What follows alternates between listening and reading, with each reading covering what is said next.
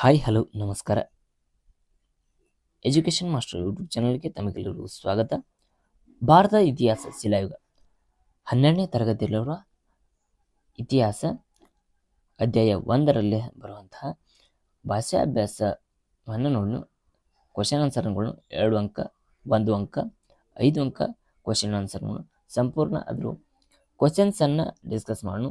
1ನೇ ಚಾಪ್ಟ್ರಲ್ಲಿ ಯಾವ ಕ್ವಶನ್ಸ್ ಬರ್ತಾವ, ಯಾವೆಲ್ಲ ವೆರಿ ವೆರಿ ಇಂಪಾರ್ಟೆಂಟ್ ಎಂಬುದನ್ನು ನೋಡ್ರಿ. ಅದೇ ರೀತಿ ನಮ್ಮ ಚಾನಲನ್ನು ಕೊನೆಯವರೆಗೆ ನೋಡ್ರಿ, ವಿಡಿಯೋನ ಇಲ್ಲಿ ಸ್ಕಿಪ್ ಮಾಡಬೇಡ್ರಿ.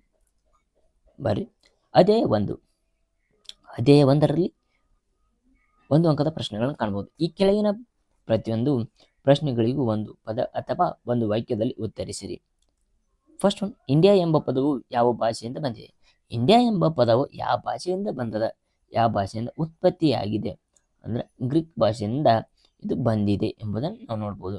ತದನಂತರ 2, ಪ್ರಾಚೀನ ಕರ್ನಾಟಕದ ಮೇರೆ ಉಲ್ಲೇಖಿಸುವ ಗ್ರಂಥ ಯಾವುದು? ಪ್ರಾಚೀನ ಕರ್ನಾಟಕದ ಮೇರೆ ಉಲ್ಲೇಖಿಸುವ ಗ್ರಂಥ ಯಾವುದು? ಗ್ರಂಥ ಯಾವ್ದ? ಕವಿರಾಜ್ಯ ಮಾರ್ಗ ಗ್ರಂಥ ಯಾವುದಾಗಿರ್ತದ್ರಿ? ಕವಿರಾಜ್ಯ ಮಾರ್ಗ ಎಂಬುದನ್ನು ಆಗಿರ್ತದೆ. 3rd ಒನ್, ನಾಣ್ಯಶಾಸ್ತ್ರ ಎಂದರು? ನಾಣ್ಯಶಾಸ್ತ್ರ ಎಂದರು ನಾಣ್ಯಗಳ ಬಗ್ಗೆ ಕುರಿತು ಅಧ್ಯಯನ ಮಾಡುವ ಶಾಸ್ತ್ರವೇ ಏನಾಗ್ತದ? ನಾಣ್ಯಶಾಸ್ತ್ರ ಆಗಿರ್ತದೆ. 4th ಒನ್, ಉತ್ಖನನ ಎಂದರೇನು? ಉತ್ಖನನ ಎಂದರೇನು? ಉತ್ಖನನ ಮೂಲಾಧಾರಗಳನ್ನು ಹೆಕ್ಕಿ ತೆಗೆಯಲು ಕೈಗೊಳ್ಳುವ ವೈಜ್ಞಾನಿಕ ಭೂ ಅಗತ್ಯತೆಯನ್ನು ಉತ್ಖನನ ಎಂದು ಕರೀತಾರೆ. 5, ಐಹೊಳೆ ಶಾಸನ ಯಾರ ದಿಗ್ವಿಜಯ ಕುರಿತು ವಿವರಿಸ್ತದ? 2ನೇ ಪುಲಿಕೇಶಿ ಕುರಿತು ಐಹೊಳೆ ಶಾಸನವನ್ನ ವಿವರಿಸ್ತದ. 6th ಒನ್, ಬುದ್ಧ ಚರಿತ್ರವನ್ನ ಬರೆದವರು ಯಾರು? ಯಾರಂದ್ರೆ ಅಶ್ವಘೋಷ ಬುದ್ಧ ಚರಿತ್ರ ಎಂಬುದನ್ನು ಬರೀತಾರೆ. ತದನಂತರ 7, ಪ್ಲೀನಿಯ ಪ್ರಸಿದ್ಧ ಗ್ರಂಥ ಯಾವುದು? The natural history. ಪ್ಲೀನಿಯ ಪ್ರಸಿದ್ಧ ಗ್ರಂಥ ಯಾವುದಂದ್ರೆ ದಿ ನ್ಯಾಚುರಲ್ ಹಿಸ್ಟ್ರಿ ಎಂಬುದನ್ನು ಆಗಿದೆ. ಅದೇ ರೀತಿ 2nd ಒನ್, ಈ ಕೆಳಗಿನ ಪ್ರತಿಯೊಂದು ಪ್ರಶ್ನೆಗೂ 2 ಅಥವಾ 2 ವಾಕ್ಯದಲ್ಲಿ ಉತ್ತರಿಸಿ. ಫಸ್ಟ್ ಒನ್, ಭಾರತವನ್ನ ಪಶ್ಚಿಮದೊಂದಿಗೆ ಸಂಪರ್ಕಿಸುವ ಯಾವುದಾದ್ರೂ 2 ಕಣಿವೆಗಳನ್ನು ತಿಳಿಸಿರಿ. ಯಾವ 2 ಕಣಿವೆ? ಒಂದು ಖೈಬರ್ ಮತ್ತು ಇನ್ನೊಂದು ಬೋಲಾನ್. 2 ಕಣಿವೆಗಳು ಕಂಡು ಬರ್ತಾವ, ಒಂದು ಖೈಬರ್ ಮತ್ತು ಇನ್ನೊಂದು ಬೋಲಾನ್. ಅದೇ ರೀತಿ 2nd, ವಿಷ್ಣು ಪುರಾಣದ ಪ್ರಕಾರ ಭಾರತ ವ್ಯಾಪ್ತಿಯನ್ನು ಏನು ಎಂಬುದನ್ನು ತಿಳಿಸಿದ್ದಾರೆ. ವಿಷ್ಣು ಪುರಾಣದ ಪ್ರಕಾರ ಭಾರತದ ವ್ಯಾಪ್ತಿ ಏನು ಅಂತ ಕೇಳ್ತಾರೆ. ವಿಷ್ಣು ಪುರಾಣದ ಪ್ರಕಾರ ಸಮುದ್ರದಿಂದ ಉತ್ತರಕ್ಕೆ ಹಾಗೂ ಹಿಮಾಲಯದಿಂದ ದಕ್ಷಿಣಕ್ಕಿರುವ ದೇಶವೇ ಭಾರತ. ಭಾರತದ ಯಾವುದಾದ್ರೂ 2 ಹೆಸರುಗಳನ್ನು ತಿಳಿಸಿ. ಭಾರತ ಯಾವ ಹೆಸರಿಂದ ಕರೀತಾರೆ ಎಂಬುದನ್ನು 2 ಹೆಸರನ್ನು ತಿಳಿಸಿ ಹೇಳ್ತಾರೆ.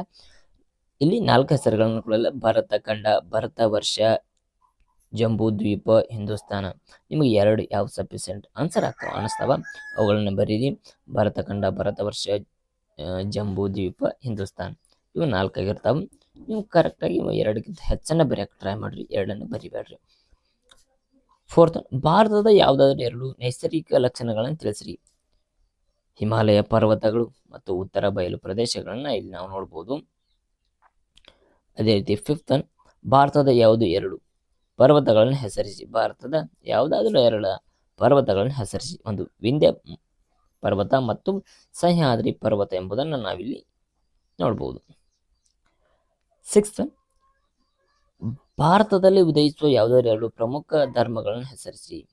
ಹಿಂದೂ ಧರ್ಮ ಮತ್ತು ಇನ್ನೊಂದು ಬೌದ್ಧ ಧರ್ಮ ಎಂಬುದನ್ನು ನಾವಿಲ್ಲಿ ಕಾಣಬಹುದು.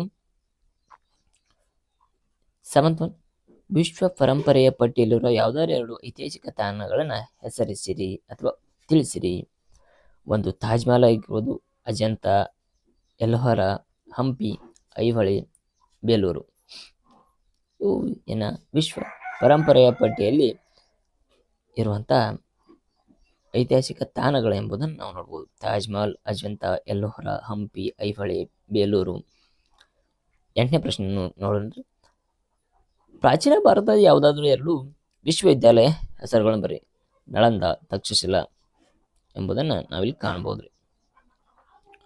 ನೆಕ್ಸ್ಟ್ 9, ಪ್ರಾಚೀನ ಭಾರತದ ಯಾವುದಾದ್ರೂ 2 ಪ್ರಮುಖ ರಾಜ್ಯ ಮನೆತನಗಳನ್ನು ನೋಡ್ಬೋದು. ಒಂದು ಮೌರ್ಯರು, ಇನ್ನೊಂದು ಗುಪ್ತರು.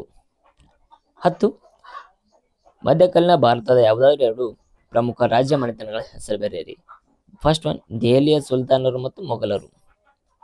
11, ಕವಿರಾಜ್ಯ ಮಾರ್ಗದ ಪ್ರಕಾರ ಕರ್ನಾಟಕದ ಮೇಲೆ ಎಲ್ಲಿಂದ ಎಲ್ಲಿಯವರೆಗೆ ಹಬ್ಬಿತು? ಮೇರೆ ಎಲ್ಲಿಂದ ಎಲ್ಲಿಯವರೆಗೆ ಹಬ್ಬಿತು?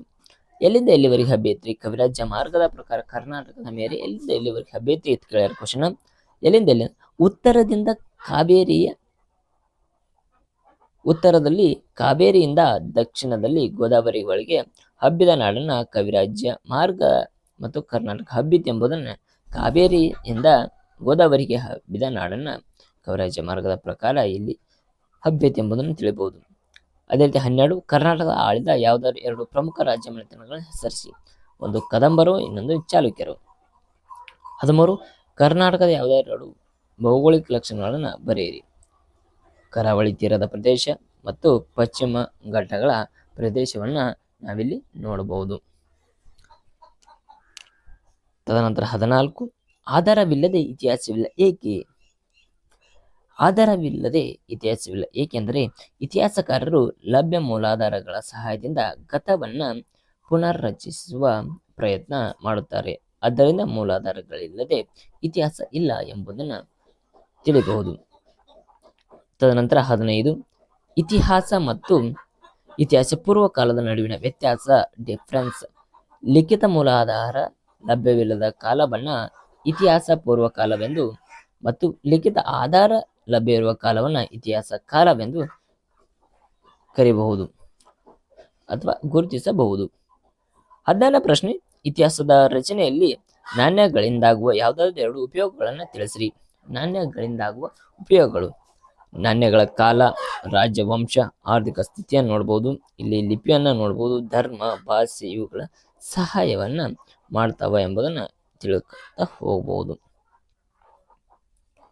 ನಾಣ್ಯ ಕಾಲ, ರಾಜ್ಯ, ವಂಶ, ಆರ್ಥಿಕ ಸ್ಥಿತಿ, ಧರ್ಮ, ಲಿಪಿ ಮತ್ತು ಭಾಷೆಗಳನ್ನು ತಿಳಿಯಲು ಏನು ಸಹಾಯ ಆಗ್ತದ? ಇಲ್ಲಿ ನಾಣ್ಯಗಳನ್ನ ಉಪಯೋಗ ಆಗ್ತವ. ಒಂದು ನಾಣ್ಯ ಐತೆ ಅಂದ್ರೆ ಇದು ಯಾರ ರಾಜವಂಶದ, ಇದು ಯಾರ ಲಾಂಛನವನ್ನು ಗುರುತಿಸ್ತದ ಎಂಬುದನ್ನು ನಾವು ನೋಡ್ಬೋದು. ಆಗಿನ ರಾಜ್ಯರು ಏನು ಮಾಡ್ತೀರ, ಅವರನ್ನ ನಾಣ್ಯದ ಮೇಲೆ ಮುದ್ರೆ ಹಾಕ್ತೀರ, ಅವರನ್ನ ಗುರುತುಗಳನ್ನ ಮುದ್ರೆ ಹಾಕ್ತೀರ ಅಥವಾ ಲಿಪಿಯನ್ನ ಬರಿತಿದ್ರು. ತದನಂತರ 17ನೇ ಪ್ರಶ್ನೆ, ಪ್ರಾಕ್ತನ ಅಥವಾ ಪುರಾತನ ಆಧಾರ ಎಂದರೇನು? ಪ್ರಾಕ್ತನ ಮತ್ತು ಪುರಾತನ ಆಧಾರನ ಪ್ರಾಚೀನ ಮಾನವನ ಜೀವನ ಚಟುವಟಿಕೆಯನ್ನ ಅವಶೇಷವಾಗಿರ್ತವೆ, ಪ್ರಾಚೀನ ಕಾಲದ ಮೂಲ ಅವಶೇಷವಾಗಿರ್ತವೆ ಎಂಬುದನ್ನು ನಾವು ನೋಡ್ಬೋದು. 18, ಭಾರತದ ಮಹಾಕಾವ್ಯ ಹೆಸರಿಸಿ. ಭಾರತ ಮಹಾಕಾವ್ಯ ಮಹಾಭಾರತ ಮತ್ತು ರಾಮಾಯಣ. ಆರ್ಯಭಟ್ಟ ಕೃತಿಗಳನ್ನು ಹೆಸರಿಸಿ. ಆರ್ಯಭಟ್ಟನ ಕೃತಿಯನ್ನು ಹೆಸರಿ.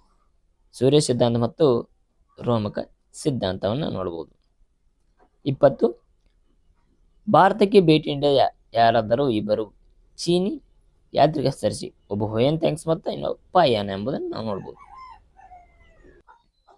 ಅದೇ ರೀತಿ ಥರ್ಡ್ ಒನ್ ಒಳಗೆ ಈ ಕೆಳಗಿನ ಪ್ರತಿಯೊಂದು ಪ್ರಶ್ನೆಗಳಿಗೆ 15-20 ವಾಕ್ಯಗಳಲ್ಲಿ ಉತ್ತರಿಸಿರಿ. ಇಲ್ಲಿ ನಿಮಗೆ 5 ಅಂಕದ ಪ್ರಶ್ನೆಗಳನ್ನ ನಾವು ನೋಡ್ಬೋದು. ನೀವು ಯಾವ ರೀತಿ ಬರೀಬೇಕಾದ್ರೆ 5 ಅಂಕದ ಪ್ರಶ್ನೆಗಳನ್ನ ವೆರಿ ವೆರಿ ಇಂಪಾರ್ಟೆಂಟ್. ನಿಮ್ಮ ಎಕ್ಸಾಮ್ ದೃಷ್ಟಿಯಿಂದ ಫಸ್ಟ್ನೇ ಚಾಪ್ಟರ್ನಲ್ಲಿ ಇರುವಂತಹ ಪ್ರತಿ ಒಂದನ್ನ ವಿಷಯವನ್ನ ನೀವು ತಿಳ್ಕೊಳ್ಬೇಕು. ಯಾಕಂದ್ರೆ ಇಲ್ಲಿ ಪಾಯಿಂಟ್ಸ್ ಪ್ರಕಾರವನ್ನ ಬರಿಬೇಕು. ಇಲ್ಲಿ ಕ್ವಶನ್ ಏನು ಕೇಳಿದ್ರೆ ಫಸ್ಟ್, ಭಾರತದ ಇತಿಹಾಸದ ಮೇಲೆ ಭೂಗೋಳದ ಪ್ರಭಾವವನ್ನು ಸಂಕ್ಷಿಪ್ತವಾಗಿ ವಿವರಿಸಿರಿ. ಭೂಗೋಳದ ಪ್ರಭಾವವನ್ನು ಸಂಕ್ಷಿಪ್ತವಾಗಿ ವಿವರಿಸಿ. ಇಲ್ಲಿ ಪಾಯಿಂಟ್ಸ್ ಏನು ಬರಿಬೇಕಂದ್ರೆ ಪೀಠಿಕೆ ಹಾಕ್ಬೇಕು. ಮೊದಲಿಗೆ ಪೀಠಿಕೆ ಹಾಕಿ ಅದ್ರ ಹಿನ್ನೆಲೆಯನ್ನು ಬರಿಬೇಕು. ಹಿನ್ನೆಲೆಯನ್ನು ಬರೆದ ತದನಂತರ ಪಾಯಿಂಟ್ಸ್ ಅನ್ನ ಹಾಕ್ಬೇಕು. ಯಾವ ಪಾಯಿಂಟ್ಸ್? ಹಿಮಾಲಯ ಪರ್ವತಗಳು. ಹಿಮಾಲಯ ಪರ್ವತಗಂದ್ರೆ ಯಾವ ರೀತಿ ಹಿಮಾಲಯ ಪರ್ವತ ಆವರಿಸದ, ಹಿಮಾಲಯ ಪರ್ವತದಲ್ಲಿ ಏನೇನು ಆಗ್ತದ ಎಂಬುದನ್ನು ಬರಿಬೇಕು. ಅಂದ್ರೆ ಇಲ್ಲಿ ನೋಡ್ರಿ ಪಾಯಿಂಟ್ಸ್ ಅನ್ನ ಇನ್ನ 2 ಪಾಯಿಂಟ್ಸ್ ಅದು. ಹಿಮಾಲಯ ಪರ್ವತಗಳ ಭಾರತ ಸ್ವಾಭಾವಿಕ ತಡೆ ಗೋಡೆಗಳಂತಿದ್ದು ಅತಿಯಾದ ಶೀತಲ ಮಾರುತಗಳಿದ್ದು ಜನರ ರಕ್ಷಿಸುವುದಷ್ಟೇ ಅಲ್ಲದೆ ವಿದೇಶಿಯ ದಾಳಿಯ ತಡೆದು ಭಾರತೀಯರಿಗೆ ರಕ್ಷಣೆ ನೀಡುತ್ತದೆ. ಸೆಕೆಂಡ್ ಪಾಯಿಂಟ್, ಉತ್ತರ ಭಾರತದಲ್ಲಿ ಹರಿಯುವ ನದಿಗಳಾದ ಗಂಗಾ, ಬ್ರಹ್ಮಪುತ್ರ ಮತ್ತು ಸಿಂಧು ನದಿಗಳಿಗೆ ಜನ್ಮಸ್ಥಳವಾಗಿದೆ. ಇದು ಇತಿಹಾಸದ ಅಧ್ಯಯನದ ಮೇಲೆ ಹೆಚ್ಚು ಪ್ರಭಾವ ಬೀರಿದೆ. ಇಲ್ಲಿ ಏನ್ರಿ ಹಿಮಾಲಯದ ಪರ್ವತವನ್ನು ನಾವು ಪಾಯಿಂಟ್ ಹಾಕಿರಂದ್ರೆ ಹಿಮಾಲಯ ಪರ್ವತ ನಮ್ಮ ದೇಶಕ್ಕೆ ಏನು ಪ್ರಭಾವ ಬೀರಿದೆ? ಇಲ್ಲಿ ಹಿಮಾಲಯ ಪರ್ವತಗಳಂತ ಭಾರತದ ಸ್ವಾಭಾವಿಕ ತಡೆಗೋಡೆಯಂತೆ ನಿಂತಿವೆ ಹಾಗೂ ಅತಿಯಾದ ಶೀತಲ ಮಾರುತಗಳನ್ನ ತಡೆಗಟ್ಟಿ ನಮಗೆ ಏನು ಮಾಡ್ತದೆ ಅಂದ್ರೆ ಉತ್ತಮವಾದ ಗಾಳಿ ಸಮಶೀತೋಷ್ಣ ವಲಯವನ್ನು ಹಂಬಿದೆ ಇದೆ. ಇದರಲ್ಲಿ ವಿದೇಶ ದಾಳಿಯಿಂದ ತಡೆಯಲು ಭಾರತೀಯರಿಗೆ ರಕ್ಷಣೆ ನೀಡ್ತದ. ಹಿಂಗೆ ಅದಕ್ಕೆ ರಿಲೇಟೆಡ್ ಬರಿಬೇಕ್ರಿ. ತದನಂತರ ಇಲ್ಲಿ ಉತ್ತರ ಬಯಲು ಪ್ರದೇಶಗಳು ಬರ್ತಾವ, ನೀವು ನೋಡ್ಕೊರಿ, ಅವುಗಳನ್ನು ನೋಡ್ಕೊರಿ. ತದನಂತರ ದಕ್ಷಿಣ ಪ್ರಸ್ಥಭೂಮಿ, ಫೋರ್ತ್ ಅನ್ನ ಅದ ಪಾಯಿಂಟ್ ಒಳಗೆ ಬರೆದ್ರೆ ಪೂರ್ವ ಮತ್ತು ಪಶ್ಚಿಮ ಘಟ್ಟಗಳ ಪ್ರದೇಶಗಳನ್ನು ಬರಿಬಹುದು. ಅದೇ 5 ಕರಾವಳಿಯ ತೀರದ ಪ್ರದೇಶಗಳನ್ನು ಬರಿಬಹುದು. ತದನಂತರ ಎರಡನೇ ಪ್ರಶ್ನೆ ನೋಡಿ, ಒಂದನೇ ಪ್ರಶ್ನೆ ಒಳಗೆ ನಿಮ್ಗೆ ತಿಳಿದಿರ ಅಂದ್ರೆ ಅಷ್ಟು ಪಾಯಿಂಟ್ ಹಾಕಬೇಕು. ಪಾಯಿಂಟ್ ಹಾಕಿ ಇಲ್ಲಿ ಉಪಸಂಹಾರವನ್ನು ನೀಡಬೇಕು. ಅದೇ ಹಂತವನ್ನು ಎಲ್ಲ ಕ್ವಶನ್ಗಳ ಫಾಲೋ ಅಪ್ ಮಾಡ್ಬೇಕ್ರಿ. ಇಲ್ಲಿ ಭಾರತದ ಇತಿಹಾಸದ ವಿಶಿಷ್ಟ ಲಕ್ಷಣಗಳನ್ನು ವಿವರಿಸಿರಿ. ಭಾರತದ ಇತಿಹಾಸ ವಿಶಿಷ್ಟ ಲಕ್ಷಣ ಪೀಠಿಕೆ ಇರಬೇಕು, ಹಿನ್ನೆಲೆ ಇರಬೇಕು. ಭಾರತದ ಇತಿಹಾಸ ವಿಶಿಷ್ಟ ಲಕ್ಷಣ ಅಂದ್ರೆ ಹಿನ್ನೆಲೆ ಸ್ವಲ್ಪ ಬರೆದ 2 ಲೈನ್ ಬರೆದ ಮುಂದಿನ ಲಕ್ಷಣಗಳನ್ನು ಬರಿಬೇಕು. ನಾಗರಿಕತೆಯ ಸಂಸ್ಕೃತಿಗಳ ನಿರಂತರತೆ ಇದು ಒಂದು ಪಾಯಿಂಟ್. ಇದರಲ್ಲಿ ಬರುವಂತ ವಿವರಣೆಯನ್ನು ಕೊಡಬೇಕು. ಭಾರತೀಯ ಇತಿಹಾಸವು ವಿಶ್ವ ಆರಂಭಿಕ ಇತಿಹಾಸಗಳಲ್ಲಿ ಒಂದಾಗಿದೆ. ತದನಂತರ ಸ್ತರಬಂಧ ವಿಕಾಸ ಪಾಯಿಂಟ್ಗಳು ಬರ್ತಾವ, ಅವನ್ನುಗಳನ್ನು ನೋಡ್ಕೊರಿ. 3rd ಒನ್ ವಿದೇಶ ದಾಳಿ. 4th ಒನ್ ಪ್ರಬಲ ಮತ್ತು ಸಹಿಷ್ಣುತಾ ಭಾವ, ಹಿಂದೂ ಧರ್ಮ. 5th ಒನ್ ಜಗತ್ತಿನ ಕೊಡುಗೆಗಳು. ಮುಗಿತು 2. 3ನೇ ಪ್ರಶ್ನೆ ವೈವಿಧ್ಯತೆ ಏಕತೆ ಭಾರತ ಪ್ರಮುಖ ಕೊಡುಗೆಗಳನ್ನು ಕುರಿತು ಟಿಪ್ಪಣಿ ಬರೆಯಿರಿ. ಸೇಮ್ ಪ್ಯಾಟರ್ನ್ ಫಾಲೋ ಮಾಡೋದು. ಪೀಠಿಕೆ ಉಪಸಂಹರಣೆ ಎಲ್ಲಕ್ಕೂ ಹಾಕ್ಬೇಕು, ಅಂದ್ರೆ ನಿಮ್ಮ ಮಾರ್ಕ್ಸ್ ಇರ್ತಾವೆ. ಇಲ್ಲಕಾರ ಮಾರ್ಕ್ಸ್ ಕಡಿತ ಮಾಡ್ತಾರ್ರಿ. ಭೌಗೋಳಿಕ ವೈವಿಧ್ಯತೆ. 2nd ಪಾಯಿಂಟ್ ಜನಾಂಗೀಯ ಮತ್ತು ಭಾಷಾ ವೈವಿಧ್ಯತೆ. 3rd ಒನ್ ಸಾಮಾಜಿಕ ಮತ್ತು ಧಾರ್ಮಿಕ ವೈವಿಧ್ಯತೆ. 4th ಒನ್ ಆರ್ಥಿಕ ವೈವಿಧ್ಯತೆ. 5th ಒನ್ ಭೌಗೋಳಿಕ ಏಕತೆ. 6th ಒನ್ ಆಡಳಿತಾತ್ಮಕ ಏಕತೆ. 7th ಒನ್ ಏಕರೂಪದ ಶಿಕ್ಷಣ ಮತ್ತು ಸಾಹಿತ್ಯ, ಧಾರ್ಮಿಕ ಮತ್ತು ಸಾಮಾಜಿಕ ಆಚರಣೆಗಳು. ಇದರಲ್ಲಿ ಎಷ್ಟು ಪಾಯಿಂಟ್ ಬರ್ತಾವ. ತದನಂತರ 4ನೇ ಪ್ರಶ್ನೆ ಭಾರತದ ಇತಿಹಾಸ ರಚನೆಯಲ್ಲಿ ವಿದೇಶಿಯ ಬರಹಗಾರರ ಕೊಡುಗೆ ಕುರಿತು ಟಿಪ್ಪಣಿ ಬರೆಯಿರಿ. ಇದರಲ್ಲಿ ಬರಹಗಾರ ಯಾರು ಬರ್ತಾನ? ಮೆಗಸ್ತನಿಸ್ ದಿ ಇಂಡಿಯಾ ಮತ್ತು ಟಾಲೆಮಿಯಾ ದಿ ಜಿಯೋಗ್ರಫಿ, ಗ್ರೀಕ್ ಅನಾಮಿಕ್ ಅಂದ್ರೆ ದಿ ಪೆರಿಪ್ಲಸ್ ಆಫ್ ಎರಿಥ್ರಿಯನ್ಸ್ರಿ, Pliny the natural of history. ಇದು 1 ಅಂಕಕ್ಕೆ ಬರ್ತದ. ಸಿಯುಕಿ ಹುಯೆಂತೆಂಗ್ಸ್ ಬರ್ತದ. ಪಾಯನ ಪೋಕೋಕಿ ಬರ್ತದ. ಅದೇ ರೀತಿ ಪಿರ್ದೋಶಿಯ ಶಹನಾಯ ಬರ್ತದ. ಇವು ಆಲ್ಮೋಸ್ಟ್ ಎಕ್ಸಾಮ್ಗೆ ಫಸ್ಟ್ ಅಂಕದ ಬಿದ್ದಿರ್ತಾವೆ. ಅದೇ ರೀತಿ ನೋಡ್ಕೊರಿ. 5ನೇ ಪ್ರಶ್ನೆ ಭಾರತ ಇತಿಹಾಸ ರಚನೆಯಲ್ಲಿ ಪ್ರಾಕ್ತನ ಆಧಾರಗಳ ಮಹತ್ವವನ್ನು ಕುರಿತು ಬರೆಯಿರಿ. ಇಲ್ಲಿರುವಂಥ ಮಾಹಿತಿಗಳನ್ನು ಕಲೆ ಹಾಕ್ರಿ. ಉತ್ಖನನ, ಸ್ಮಾರಕಗಳು ಮತ್ತು ನಾಣ್ಯ, ವರ್ಣಚಿತ್ರಗಳು ಮತ್ತು ಶಾಸನಗಳನ್ನು ಇವುಗಳನ್ನು ಕುರಿತು ನೀವು ಇವತ್ತು ರಿಲೇಟೆಡ್ ಬರಿಬೇಕ್ರಿ. ಅಲ್ಲಿ 1-2 ಸಲ ವೈರ್ ನೆನ್ಪಿರ್ತಾವೆ. ನೀವು ಎಕ್ಸಾಮ್ದಾಗ ಚಲೋ ತಂಗ ಬರಿಬೋದು. ಈಗಿನ ಥರ ಎನ್ವಲ್ ಎಕ್ಸಾಮ್ಗೆ ಪ್ರಿಪೇರ್ ಆಗ್ಬೇಕ್ರಿ. ಹಂತವಾಗಿ ಸ್ಟಾರ್ಟಿಂಗ್ ಪೀಸ್ ಇಂಪಾರ್ಟೆಂಟ್ ಆಗಿರ್ತದೆ. ಹಂತವಾಗಿ ನಾವು ವಿಡಿಯೋನ ಹಾಕ್ತೇವೆ, ವಿಡಿಯೋ ನೋಡ್ರಿ. ಅದೇ ರೀತಿ ಪ್ರಿಪೇರನ್ನು ಚಲೋ ಮಾಡಿರಿ. All the best. ನಿಮ್ಗೆ ಇಲ್ಲಿ ಯೂನಿಟ್ ಟೆಸ್ಟ್ ಒಳಗೆ ಹೆಲ್ಪ್ ಆಗ್ತವೆ. F1 ಚಾಪ್ಟರ್ದ. Thank you. ಹಾಗೆ ಸಬ್ಸ್ಕ್ರೈಬ್ ಮಾಡಿರಿ.